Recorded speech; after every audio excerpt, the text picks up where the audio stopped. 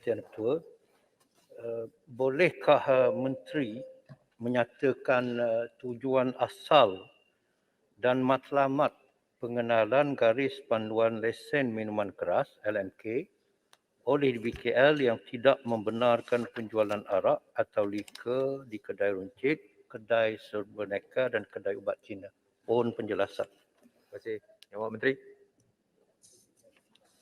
Sebenarnya larangan ini dibuat awal lagi, malah daripada Yang Berhormat Menteri yang lepas, bukan ni, saya tidak dapat mendapat apa tu jawapan yang tepat, saya boleh bagi bertulis, tapi sejak daripada Yang Berhormat Putrajaya lagi tidak dibenarkan. Selepas tu ditukarkan, dibenarkan. Lepas tu sekarang tidak dibenarkan. Saya menjadi jalan tengah supaya kita melihat jumlah lesen yang dikeluarkan itu dan juga penjualan yang dibuat secara bebas dengan cara bebas.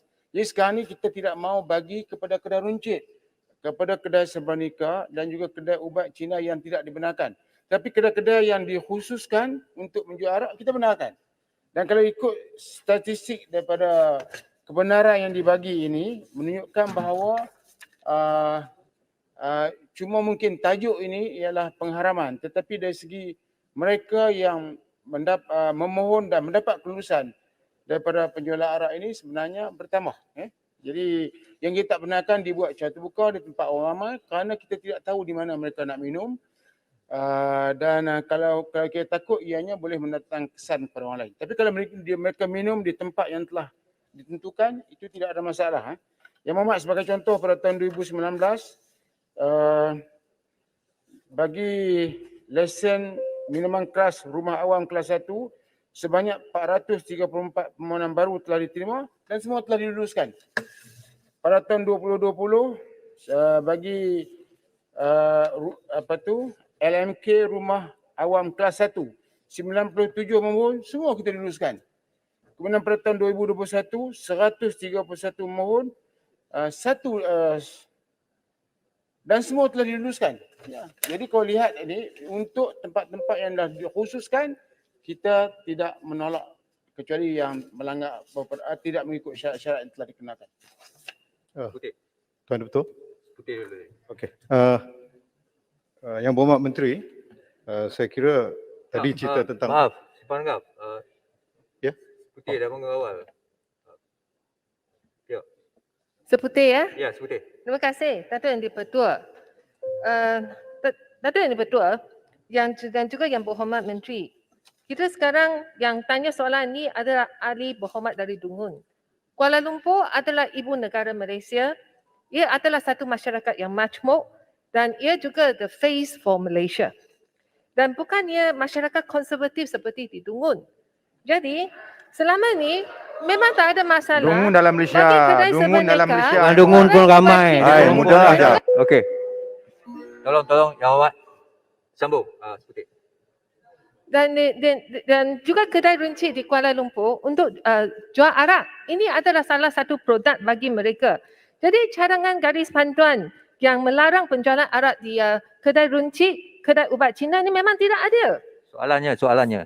Ya, soalan saya ialah yang di kedai khususnya macam di kedai ubat Cina banyak yang produk yang mengandungi arak sebenarnya dijual macam Yongminshu, macam ada unsur Dong. malafide. Semua ini sebenarnya adalah untuk kesihatan.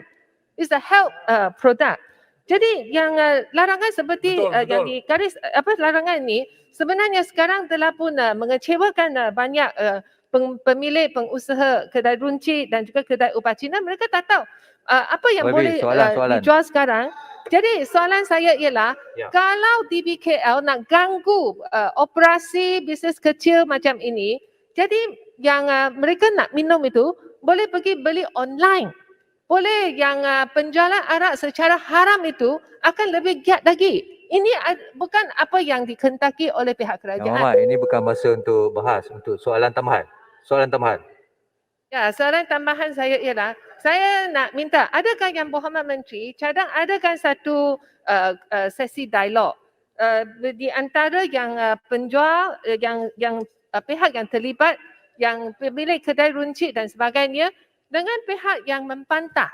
Saya rasa yang pihak yang membantah itu juga harus tahu Okey. selamat. Okey, Pak Habib. Alright, Pak Habib. Yang Mohd Menteri, silakan.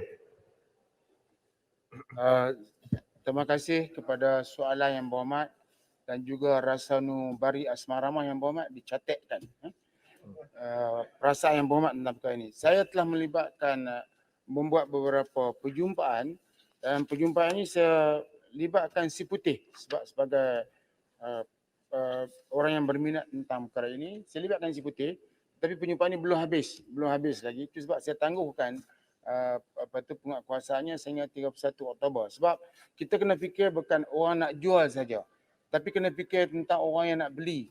Ini adalah kerajaan keluarga Malaysia, sama ada mereka di Dungun ataupun di mana-mana. Mereka seringkali kebanyakan mereka berada di Kuala Lumpur. Kerajaan keluarga Malaysia menghormati orang Islam, orang bukan Islam. Jadi kalau melihat daripada jumlah lesen diluluskan untuk orang bukan Islam meminum arak, saya ingat mencukupi. Cuma sekarang ni nak menjual secara bebas di merata tempat. Ini tidak wajar. Dia akan melibatkan anak-anak muda untuk membeli minuman tersebut, dan terdapat juga minuman yang tidak dibenarkan ataupun minuman kita kata haram sebab tidak dibenarkan oleh Kementerian Kesihatan juga berlegar dan dijual mana-mana. Perkara ini membimbangkan. Itu sebab kita terpaksa memperkenalkan undang-undang untuk menyekat daripada kemudah dapatan. Kita sekarang ni bukan kita tak, orang bukan Islam boleh. Orang Islam tidak boleh menyediakan ataupun menghidang minuman keras di mana-mana pun. Tapi orang bukan Islam boleh di tempat yang dibenarkan. Yang Mohd tahu bahawa di tempat yang dibenarkan, di hotel, pub, bar dan juga kedai runcit. Mohd Menteri, boleh minum dekat rumah ke? Yang Mohd, tolong. Mikrofon, Yang Mohd. Yang Mohd Menteri, mikrofon. Mic perlu buka. Yang Berhormat, kita akan teruskan perjumpaan. Semalam saya cakap dengan Yang Berhormat panjang lebar.